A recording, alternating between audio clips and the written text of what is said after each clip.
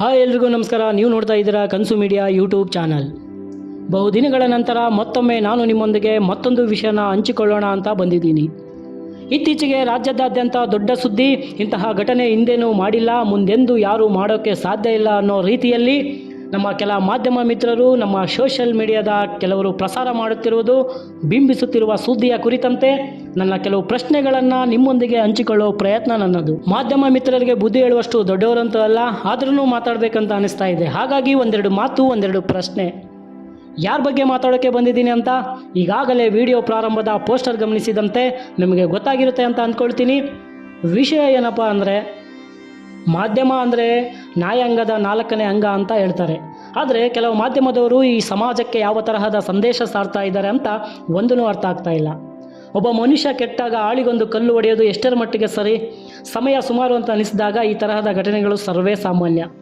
ಸಮಯ ಅನ್ನೋದು ಒಂದೇ ಥರ ಇರಲ್ಲ ಅಲ್ವಾ? ಎಲ್ರಿಗೂ ಒಂದೊಂದು ಅವಕಾಶ ಕೊಟ್ಟೇ ಕೊಡುತ್ತೆ.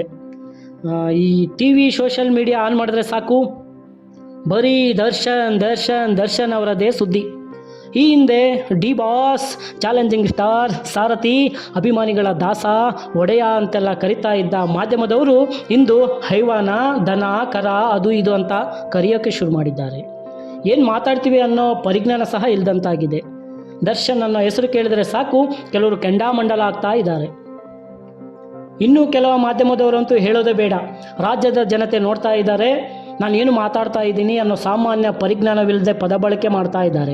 ಅಷ್ಟಕ್ಕೂ ಒಬ್ಬ ವ್ಯಕ್ತಿಯ ದೇಹನ ನೋಡಿ ಯಾವುದೋ ಒಂದು ಪ್ರಾಣಿಗೆ ಹೋಲಿಕೆ ಮಾಡಿ ಹೇಳೋದಾದರೆ, ಹೇಳೋ ಮುನ್ನ ತಾವುಗಳು ಸಹ ಹೇಗಿದ್ದೀವಿ, ನಮ್ಮ ಆಕಾರ ವಿಕಾರಗಳು ಹೇಗಿವೆ ಅಂತ ಅವರ ಬಗ್ಗೆನೂ ಸ್ವಲ್ಪ ಯೋಚನೆ ಮಾಡಬೇಕಲ್ವಾ? ರಾಜ್ಯದಲ್ಲಿ ಎಷ್ಟೊಂದು ಅತ್ಯಾಚಾರದಂತಹ ಪ್ರಕರಣಗಳು ಆಗ್ತಾನೇ ಇದ್ದಾವೆ. ಮಕ್ಕಳು ಅಂತಲೂ ನೋಡ್ತಾ ಇಲ್ಲ, ಅಕ್ಕ ತಂಗಿ ಅಂತಲೂ ನೋಡ್ತಾ ಇಲ್ಲ. ಅತ್ಯಾಚಾರ, ಕೊಲೆ, ಸುಲಿಗೆ ಪ್ರಕರಣಗಳು ಆಗ್ತಾನೇ ಬರ್ತಾ ಇದ್ದಾವೆ.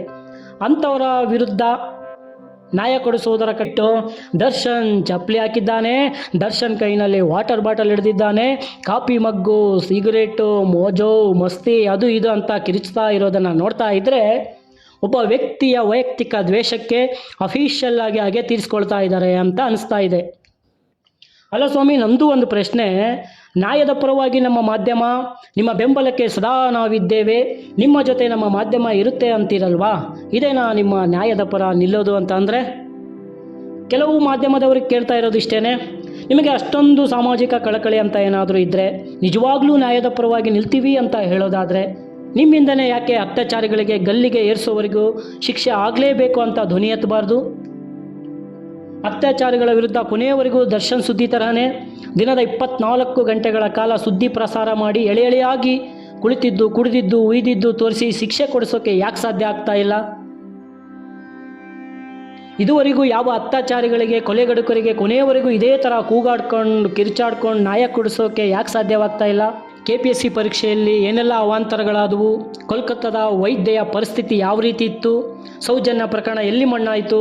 ಅಣ್ಣನೇ ತಂಗಿಗೆ ರೇಪ್ ಮಾಡಿದ, ಆಟೋದಲ್ಲೇ ಪ್ರಯಾಣಿಸ್ತಿದ್ದ ಮಹಿಳೆಯ ಗ್ಯಾಂಗ್ ರೇಪ್ ಆಯಿತು, ಅಪ್ರಾಪ್ತ ಬಾಲಿಕೆಯರ ಮೇಲೆ ಅತ್ಯಾಚಾರ ಆಯಿತು. ಇವೆಲ್ಲ ಯಾಕೆ ನಿಮಗೆ ಅಷ್ಟೊಂದು ದೊಡ್ಡ ಮ್ಯಾಟರ್ ಅಂತ ಅನಿಸ್ತಾ ಇಲ್ಲ? ದರ್ಶನ್ ಸರ್ ಅವರದ್ದು ಇಂಥದ್ದೇ ಒಂದು ಪ್ರಕರಣ ಅಲ್ವಾ? ಸೆಲೆಬ್ರಿಟಿ ಅಂತನಾ ಅಥವಾ ಹಿಂದೇನೋ ಮಾತಾಡಿದ್ರು ಅಂತನಾ? ತಾವುಗಳೇ ಹೇಳಿದಂತೆ ಸಾಮಾನ್ಯ ಜನರಿಗೊಂದು ನಯನ, ಶ್ರೀಮಂತರಿಗೊಂದು ನಯನ ಅಂತ. ಕಾಮುಕರಿಗೆ ಭಯ ಹುಟ್ಟೋ ಥರ ಯಾಕೆ ನೀವು ಧ್ವನಿ ಎತ್ತಾ ಇಲ್ಲ? ನೀವುಗಳು ಯಾಕೆ ಇಂತಹ ಘಟನೆಗಳನ್ನು ದರ್ಶನ್ ಸರ್ ಅವರದ್ದೇ ಸ್ಟೋರಿ ಥರ ಯಾಕೆ ವಿಚಿತ್ರವಾಗಿ ಬಿಂಬಿಸೋಕ್ಕೆ ಸಾಧ್ಯ ಆಗ್ತಾ ಇಲ್ಲ? ದರ್ಶನ್ ಸರ್ ಅವರು 10 ರೂಪಾಯಿ ವಾಟರ್ ಬಾಟಲ್ ಹಿಡಿದುಕೊಂಡು ಬಟ್ಟೆ ಹಾಕಿದ್ದು, ಕುಡಿದಿದ್ದು, ಗ್ಲಾಸು ಮತ್ತೊಂದು ಮಗದೊಂದು ಜೂಮ್ ಮಾಡಿ ಅಷ್ಟೊಂದು ಆಸಕ್ತಿ ವಹಿಸಿ ತೋರಿಸೋ ಪ್ರಯತ್ನ ಮಾಡ್ತಾ ಇದ್ದೀರಲ್ವಾ? ಇಲ್ಲಿಯೇ ಗೊತ್ತಾಗುತ್ತೆ ನಿಮ್ಮ ಸಾಮಾಜಿಕ ಕಾಳಜಿ ಎಷ್ಟರ ಮಟ್ಟಿಗೆ ಇದೆ ಅಂತ. ಮಾಧ್ಯಮಗಳು ಈ ಸಮಾಜಕ್ಕೆ ಖಂಡಿತ ಬೇಕು, ಅದರಲ್ಲಿ ಬೇರೆ ಅನುಮಾನನೇ ಇಲ್ಲ. ಮಾಧ್ಯಮದವರು, ಪತ್ರಿಕೆಗಳು ಸುದ್ದಿ ಪ್ರಸಾರ ಮಾಡಿದ್ರೇ ತಾನೇ ನಾಡಿನ ಜನತೆಗೆ ಮಾಹಿತಿ ಸಿಗೋದು ಅಥವಾ ಯಾವುದಾದ್ರೂ ಒಬ್ಬ ವ್ಯಕ್ತಿನ ಬೆಳೆಸೋಕ್ಕೆ ಸಾಧ್ಯ ಆಗೋದು. ಅದನ್ನು ನಾನು ಒಪ್ಕೊಳ್ತಾ ಇದ್ದೀನಿ, ಅದರಲ್ಲಿ ನಮ್ಮ ಆಕ್ಷೇಪಗಳೇನಿಲ್ಲ. ಒಬ್ಬ ವ್ಯಕ್ತಿಯ ಸುದ್ದಿಗಳನ್ನು ಎಷ್ಟು ಅಂತ ಯಾವ ರೀತಿಯಾಗಿ ತೋರಿಸ್ತಾ ಇದ್ದೀವಿ, ಎಷ್ಟು ಸಮಯ ತೋರಿಸ್ತಾ ಇದ್ದೀವಿ, ಏನೇನು ಪದ ಬಳಕೆ ಮಾಡ್ತಾ ಇದ್ದೀವಿ, ಇದರಿಂದ ಸಮಾಜದ ಮೇಲೆ, ನಮ್ಮ ಮಾಧ್ಯಮಗಳ ಮೇಲೆ ಯಾವ ರೀತಿ ಪರಿಣಾಮ ಬೀರುತ್ತೆ ಅನ್ನೋ ಚಿಕ್ಕ ಆಲೋಚನೆ ಮಾಡದೇ ಇರುವಷ್ಟು ಬಾಯಿಗೆ ಬಂದ ಹಾಗೆ ಮಾತನಾಡ್ತಾ ಇರೋದು, ಒಬ್ಬ ವ್ಯಕ್ತಿಯ ತೇಜೋವಧೆ ಮಾಡ್ತಾ ಇರೋದು ಎಷ್ಟರ ಮಟ್ಟಿಗೆ ಸರಿ? ಇದೇ ಮಾಧ್ಯಮದವರು ದರ್ಶನ್ ರವರಿಂದ ನಮಗೇನು ಲಾಭ ಇಲ್ಲ ಕಣ್ರಪ್ಪ, ಅವರ ಬಗ್ಗೆ ಮಾಧ್ಯಮಗಳಲ್ಲಿ ಇನ್ನು ಮುಂದೆ ಸುದ್ದಿನೇ ಪ್ರಸಾರ ಮಾಡಲ್ಲ, ಬೈಕಾಟ್ ಮಾಡ್ತೀವಿ ಅಂತ ಚಾಲೆಂಜ್ ಮಾಡಿದ್ದುಂಟು. ಕೊಟ್ಟ ಮಾತಂತೆ ನಡೆದುಕೊಂಡದ್ದು ಉಂಟು. ಇವತ್ತು ಯಾಕೆ ಸ್ವಾಮಿ ನೀವು ಕೊಟ್ಟ ಮಾತುಗಳನ್ನು ಮರೆತು ಬಿಟ್ಟಿದ್ದೀರಾ? ದರ್ಶನ್ ಸರ್ ಅವರು ಒಳ್ಳೆಯದಾದರೂ ಮಾಡಲಿ ಕೆಟ್ಟದಾದರೂ ಮಾಡಲಿ ಏನಾದರೂ ಮಾಡ್ಕೊಳ್ಳಿ, ಇವಾಗ ಯಾಕೆ ಅವರದ್ದೇ ಚಿಂತೆ? ಬ್ಯಾನ್ ಮಾಡಿದ್ದೀವಿ ಅಂತ ಹೇಳಿಬಿಟ್ಟು ಒಳ್ಳೊಳ್ಳೆ ಕೆಲಸಗಳನ್ನು ಮಾಡಿದಾಗ ನಮಗೂ ಇದಕ್ಕೂ ಸಂಬಂಧನೇ ಇಲ್ಲ ಅಂತ ಸುಮ್ಮನೆ ಇದ್ದುಬಿಟ್ಟು ಯಾವುದೋ ಒಂದು ಅಚಾನಕ್ಕಾಗಿ ಒಂದು ಕೆಟ್ಟ ಕೆಲಸ ನಡೆದು ಹೋಯಿತು ಅಂತಹ ಒಂದು ಘಟನೆಯನ್ನು ಹಿಡ್ಕೊಂಡು, ಅಂತಹ ಒಂದು ತಪ್ಪನ್ನು ಹಿಡ್ಕೊಂಡು ಉಪ್ಪು ಹುಳಿ ಖಾರ ಮಸಾಲೆ ಹಾಕಿ ರುಬ್ತಾ ಇರೋದು ಯಾಕೆ? ಇದೇ ಚಾಲೆಂಜಿಂಗ್ ಸ್ಟಾರ್, ಇದೇ ಡಿ ಬಾಸ್ ಅಭಿಮಾನಿಗಳ ಆರಾಧ್ಯ ದೈವ ಈ ಹಿಂದೆ ನೂರಾರು ಒಳ್ಳೆ ಕೆಲಸಗಳನ್ನು ಮಾಡ್ತಾ ಬರ್ತಾನೇ ಇದ್ದಾರೆ. ಅವರು ಮಾಡಿದ ಸಹಾಯ ನಾವು ಕಂಡಿದ್ದು ಬೆರಳೆಣಿಕೆಷ್ಟಾದರೂ ಕಾಣದೇ ಇರೋಷ್ಟು ಅದೆಷ್ಟೋ ಇದ್ದಾವೆ. ಅಷ್ಟಕ್ಕೂ ಕೊಲೆಯಾಗಿರೋ ವ್ಯಕ್ತಿ ಮಹಾತ್ಮನೂ ಅಲ್ಲ, ದೇಶಕ್ಕಾಗಿ ಎದೆಕೊಟ್ಟು ನಿಲ್ಲೋ ಸೈನಿಕನೂ ಅಲ್ಲ, ಅನ್ನ ಹಾಕೋ ರೈತನೂ ಅಲ್ಲ. ಅಹಿತಕರ ಘಟನೆ ಒಂದು ನಡೆದೋಗಿರೋದು ನಿಜ. ಅದು ಒಂದು ಸಂದರ್ಭ ಆಗಬಾರ್ದಿತ್ತು, ಆಗೋಗಿದೆ. ತಪ್ಪು ಯಾರದ್ದು ಅದನ್ನು ನ್ಯಾಯಾಲಯ ನೋಡಿಕೊಳ್ಳುತ್ತೆ. ನಾವು ಘಟನೆಗಳ ಬಗ್ಗೆ, ಇಲ್ಲಿ ನಡೆದಿರುವ ತಪ್ಪಿನ ಬಗ್ಗೆ ಸಮರ್ಥನೆ ಅಂತೂ ಮಾಡ್ತಾ ಇಲ್ಲ.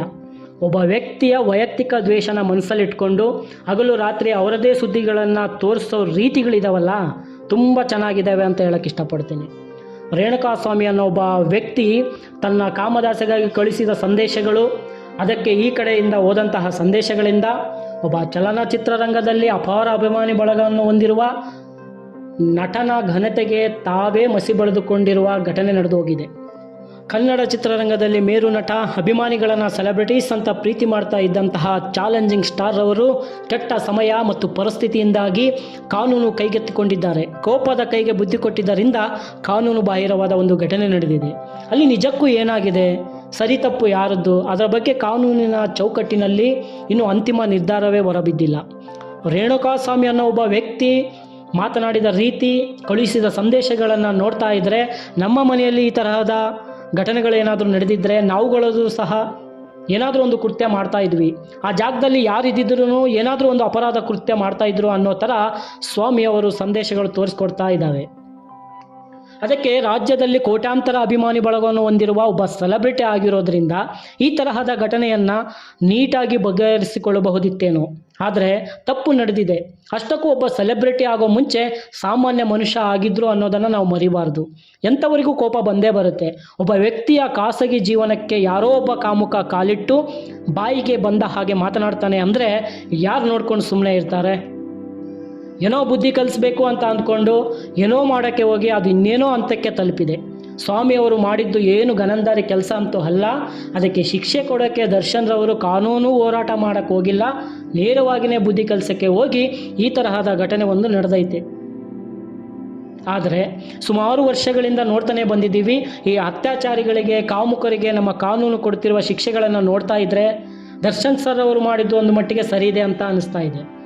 ಪ್ರತಿ ಬಾರಿ ನಮ್ಮ ರಾಜ್ಯದ ಹೆಣ್ಣುಮಕ್ಕಳ ಮೇಲೆ ಆಗುವ ಲೈಂಗಿಕ ದೌರ್ಜನ್ಯಗಳು, ಕೊಲೆಗಳು ಆದಂತಹ ಸಮಯದಲ್ಲಿ ರಾಜ್ಯದ ಜನತೆ, ಕೆಲ ಸಾಮಾಜಿಕ ಹೋರಾಟಗಾರರು ಕ್ಯಾಂಡಲ್ಸ್ಗಳನ್ನು ಹಿಡಿದು ಬ್ಯಾನರ್ಗಳನ್ನು ಹಿಡಿದುಕೊಂಡು ಬೀದಿಗಿಳಿದು ಬೇಕೇ ಬೇಕು, ನ್ಯಾಯ ಬೇಕು, ಅವರಿಗೆ ಗಲ್ಲಿಗೇರಿಸಿ ಅದನ್ನು ಮಾಡಿ ಈ ಥರದ ಶಿಕ್ಷೆ ಕೊಡಿ ಅಂತ ಹೋರಾಟ ಮಾಡೋ ಅವಶ್ಯಕತೆಯೇ ಇರಲಿಲ್ಲ. ಯಾಕೆಂದರೆ ಮಾಧ್ಯಮದವರು ಮನಸ್ಸು ಮಾಡಿದ್ರೇ ಸಾಕು, ಈ ರೇಪಿಸ್ಟ್ ಅನ್ನೋ ಪದ ಜನರ ಕಿವಿಗಳಿಗೆ ಮತ್ತೊಮ್ಮೆ ಬೀಳದ ಇರೋ ಥರ ಮಾಡಬಹುದಿತ್ತು. 100ಕ್ಕೆ 100ರಷ್ಟು ಆಗಲಿಲ್ಲ ಅಂದಿದ್ದರೂ ಕೂಡ ಬದಲಾವಣೆಯಾದರೂ ಖಂಡಿತ ಆಗ್ತಾ ಇತ್ತು. ಬೆಳಿಗ್ಗೆ ಸಂಜೆ ಮಧ್ಯಾಹ್ನ ದರ್ಶನ್ ದರ್ಶನ್ ದರ್ಶನ್ ಅಂತ ಕೂಗೋ ಬದಲು ಸ್ವಲ್ಪ ಇಂತಹ ಘಟನೆಗಳ ಬಗ್ಗೆ ಗಮನ ಹರಿಸಿದರೆ ಈ ರಾಜ್ಯದಲ್ಲಿ ಇಷ್ಟೊಂದು ಅತ್ಯಾಚಾರದಂತಹ ಪ್ರಕರಣಗಳು ಆಗ್ತಿರಲಿಲ್ಲ ಅಂತ ಅನಿಸ್ತಿದೆ.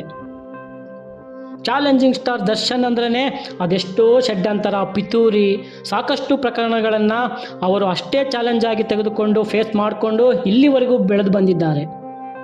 ಹುಲಿ ಉಗುರು ಧರಿಸಿದ್ರಂತೆ ಒಂದು ಕೇಸು, ಬೆಳ್ಳಿ ಲಾಂಗ್ ಗಿಫ್ಟ್ ಪಡೆದಿದ್ರಂತೆ ಆಕಿ ಮತ್ತೊಂದು ಕೇಸು, ನಾಯಿ ಕಚ್ಚಿತ್ತಂತೆ, ಲೇಟ್ ನೈಟ್ ಪಾರ್ಟಿ ಮಾಡಿದ್ರಂತೆ, ಸಾಂಸಾರಿಕ ಕಲಹಗಳಂತೆ, ಹೆಂಡತಿಯನ್ನೇ ದರ್ಶನ್ ಹೊಡೆದ್ರಂತೆ ಹಾಕು ಒಂದು ಕೇಸು, ಯಾವುದೋ ಒಂದು ಪಕ್ಷಿ ಸಾಕಿದ್ರಂತೆ ಅದಕ್ಕೊಂದು ಹಾಕು ಕೇಸು, ಮತ್ತೊಂದು ಮಗದೊಂದು ಸುಮಾರು ಪ್ರಕರಣಗಳನ್ನು ದಾಖಲಿಸ್ತಾನೇ ಬರ್ತಿದ್ದಾರೆ.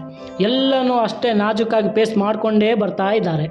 ಈ ತರಹದ ಘಟನೆಗಳನ್ನು ಗಮನಿಸ್ತಾ ಹೋದರೆ ರಾಜ್ಯದಲ್ಲಿ ಅಷ್ಟೊಂದು ಕ್ರೂರವಾದ ವ್ಯಕ್ತಿನ ಯಾರ ಮನೆಯಲ್ಲಿ ಜಗಳನೇ ಆಗಲ್ವಾ? ಎಲ್ಲರೂ ಸತ್ಯ ಹರಿಶ್ಚಂದ್ರ, ಶ್ರೀರಾಮಚಂದ್ರನಂತಹ ಮಾರ್ಗದರ್ಶನದಲ್ಲಿ ನಡೀತಾ ಇದ್ದಾರಾ? ಇನ್ನೂ ಸಾಕಷ್ಟು ಪ್ರಶ್ನೆಗಳು ಬರ್ತಾ ಇದ್ದಾವೆ. ಇಂದಿನ ಕೆಲ ಮಾಧ್ಯಮಗಳ ಬೆಳವಣಿಗೆ ನೋಡ್ತಾ ಇದ್ದರೆ ನಾಳೆ ಇಂಥವರೇ ಸಾಯ್ತಾರೆ ಅಂತ ಗೆಸ್ ಮಾಡಿ ನಮ್ಮಲ್ಲಿ ಮಾತ್ರ ಮೊದಲು ಅಂತ ಹಾಕ್ಕೊಂಡ್ರೆ TRP ಗಗನಕ್ಕೆ ಹೋಗುತ್ತೆ ಅನ್ನೋ ಆಲೋಚನೆಯಲ್ಲಿ ಈ ವ್ಯಕ್ತಿ ಮುಂದಿನ ವರ್ಷ ಸಾಯ್ಬೋದು ಅನ್ನೋ ನಿರೀಕ್ಷೆಯಲ್ಲಿ ಆ ವ್ಯಕ್ತಿಯ ಬಯೋಡಾಟಾ ಇವಾಗಿನಿಂದಲೇ ಕಲೆಕ್ಟ್ ಮಾಡಿ ಸ್ವಲ್ಪ ಮಸಾಲೆ ಹಾಕ್ಬಿಟ್ಟು ಈ ವ್ಯಕ್ತಿ ಸತ್ತಾಗ ಯಾವ ಸಾಂಗ್ ಬರಬೇಕು, ಯಾವ ಟೈಟಲ್ಗಳು ಬರಬೇಕು ಅಂತ ಎಡಿಟ್ ಮಾಡಿ ಅದಕ್ಕೆ ಬೇಕಾದ ಸಿದ್ಧತೆಗಳನ್ನು ಸಾಯೋ ಮುಂಚೆನೇ ರೆಡಿ ಮಾಡಿಟ್ಟುಕೊಳ್ಳುವ ಪರಿಸ್ಥಿತಿ ಬಂದಿದೆ. ಹಾಗಾದರೆ ಮಾನವತ್ವ ಅನ್ನೋ ಪದ ಎಲ್ಲಿ ಹೋಯಿತು? ನಿಮ್ಮ ಆದರ್ಶಗಳನ್ನೇ ಮಾರ್ಕೊಂಡು ಬಿಟ್ಟರೆ ಸಮಾಜಕ್ಕೆ ನಿಮ್ಮಿಂದ ಸಿಗುವ ಉತ್ತಮ ಸಂದೇಶಗಳಾದರೂ ಏನು? ಒಂದಂತೂ ಸ್ಪಷ್ಟತೆ ಸಿಗ್ತಾ ಇದೆ, ನೀವು ಎಷ್ಟೇ ಕಾಲೆಳೆದರೂ ತುಳಿದರೂ ಕೂಡ ಅವರನ್ನು ಬೆಳೆಸೋಕೆ ಅಂತಲೇ ಕೋಟ್ಯಾಂತರ ಅಭಿಮಾನಿಗಳ ಸಮೂಹನೇ ಹೊರಗಡೆ ಇದೆ. ಬರೀ ಶೆಡ್ಡಿಗೆ ಕರ್ಕೊಂಡೋಗಿ ತಳಿಸಿದ್ದ ಅಂದು ಮಾತ್ರಕ್ಕೆ ಒಂದಷ್ಟು ಒಳ್ಳೆ ಕೆಲಸ ಮಾಡಿರೋ ಬಗ್ಗೆ ನಿಮ್ಮ ಗಮನಕ್ಕೆ ಬರ್ತಿಲ್ಲ. ಯಾಕೆ? ಸಿದ್ಧಗಂಗಾ ಮಠದಲ್ಲಿ ಸಾವಿರಾರು ವಿದ್ಯಾರ್ಥಿಗಳು ಭಕ್ತರು ಪ್ರಸಾದ ಸ್ವೀಕರಿಸ್ತಾ ಇದ್ದಾರೆ. ಶ್ರೀಗಳು ಜೀವಂತ ಇದ್ದಾಗಿನಿಂದಲೂ ದರ್ಶನ್ ಸರ್ ಅವರು ಟನ್ಗಟ್ಟಲೆ ದವಸ ಧಾನ್ಯಗಳನ್ನು ನೀಡಿ ಸೇವೆ ಸಲ್ಲಿಸ್ತಾನೆ ಬರ್ತಿದ್ದಾರೆ ಅಲ್ವಾ? ಈ ತರಹದ ಕೆಲಸ ಯಾಕೆ ತೋರಿಸ್ತಾ ಇಲ್ಲ? ಕೆಲವು ವರ್ಷಗಳ ಹಿಂದೆ 30 ಜಿಲ್ಲೆ, 60 ಆಶ್ರಮ, 1 ಮಠ, 70 ಟನ್ ಆಹಾರ ಪೂರೈಕೆ, ಅದು ಇದು ಅಂತ ಹೇಳ್ತಾ ಇದ್ದವರು ಕೂಡ ಅವರು ಮಾಡಿರೋ ಸೇವೆಗಳನ್ನು ಬದಿಗೊತ್ತಿಬಿಟ್ಟು ಅವರು ಮಾಡಿರೋ ಕೃತ್ಯಗಳನ್ನು ಮಾತ್ರ ವಿಚಿತ್ರವಾಗಿ ತೋರಿಸ್ತಾ ಇರೋದು ಯಾಕೆ? ಈ ಹಿಂದೆ ಎಲ್ಲೂ ನಡೆದೇ ಇಲ್ಲ, ಯಾರು ಕೊಲೆಗಳೇ ಮಾಡಿಲ್ಲ, ರೇಪ್ಗಳಂಥ ಪ್ರಕರಣಗಳೇ ನಡೆದೇ ಇಲ್ವೇನೋ ಅನ್ನೋ ರೀತಿಯಲ್ಲಿ ಆಶ್ಚರ್ಯ ಪಡ್ತಾ ಒಬ್ಬ ವ್ಯಕ್ತಿಯನ್ನು ವಿಧವಾಗಿ ಏನಕ್ಕೆ ಬಿಂಬಿಸ್ತಾ ಇದ್ದೀರಾ? ಪ್ರಾಣಿ ಪಕ್ಷಿಗಳ ಮೇಲಿರುವ ಕಾಳಜಿ, ಕಾಡು ಪ್ರಾಣಿಗಳ ರಕ್ಷಣೆಗೆ ನಿಂತಿದ್ದು, ಪರಿಸರದ ಮೇಲಿನ ಪ್ರೀತಿ ಅಭಿಮಾನ ಎಷ್ಟರ ಮಟ್ಟಿಗೆ ಇತ್ತು ಅಂತ ಸರ್ಕಾರಿ ಶಾಲೆಗಳಿಗೆ ಸಹಾಯ ಹಸ್ತ ಚಾಚಿದ್ದು ಯಾಕೆ ಕಾಣಿಸ್ತಾ ಇಲ್ಲ? ಕಾಡುಗಳಲ್ಲಿ ಕೆಲಸ ಮಾಡ್ತಿರೋ ಅದೆಷ್ಟೋ ಸಿಬ್ಬಂದಿಗಳ ಆರ್ಥಿಕ ಸಮಸ್ಯೆಗಳನ್ನು ಬಗೆಹರಿಸಿದ್ದು, ಅವರ ನಿಲುವಿಗೆ ನಿಂತಿದ್ದು ಯಾಕೆ ಕಾಣಿಸ್ತಾ ಇಲ್ಲ? ಮರಗಳನ್ನು ಬೆಳೆಸಿ, ಕಾಡು ಉಳಿಸಿ, ಪ್ರಾಣಿಗಳನ್ನು ಉಳಿಸಿ, ಪ್ಲಾಸ್ಟಿಕ್ ನಿಷೇಧ ಮಾಡಿ, ಶುಚಿ ಆಹಾರದ ಬಗ್ಗೆ ಗಮನ, ಹಾವುಗಳನ್ನು ಕೊಲ್ಲಬೇಡಿ, ಪಕ್ಷಿಗಳಿಗೆ ನೀರುಣಿಸಿ, ಹುಲಿಗಳನ್ನು ಉಳಿಸಿ, ಬೆಟ್ಟಿಂಗ್ ಆಡಬೇಡಿ ಅಂತ ಸಾಕಷ್ಟು ಅವೇರ್ನೆಸ್ ಮೂಡಿಸ್ತಾ ಬರ್ತಾ ಇದ್ರಲ್ವಾ? ಅದು ಯಾಕೆ ತಮ್ಮ ಗಮನಕ್ಕೆ ಬರ್ತಾ ಇಲ್ಲ? ತಾನು ನಂಬಿದ ಸೆಲೆಬ್ರಿಟಿಗಳನ್ನು ತಲೆ ಮೇಲೆ ಎತ್ಕೊಂಡು ತನ್ನ ಕೆಲಸಗಳನ್ನು ಎದೆ ತಟ್ಕೊಂಡು ಮಾಡ್ತಾನೆ ಬರ್ತಾ ಇದ್ದಾರೆ. ತಾನು ಮಾಡಿದ ಸಹಾಯಗಳನ್ನು ಒಂದು ಕೈಯಿಂದ ಕೊಟ್ಟದ್ದು ಇನ್ನೊಂದು ಕೈಗೆ ಕಾಣದ ಹಾಗೆ ಗೌಪ್ಯತೆಯಿಂದ ಕಾಪಾಡಿಕೊಂಡು ಬರ್ತಾನೆ ಇದ್ದಾರೆ.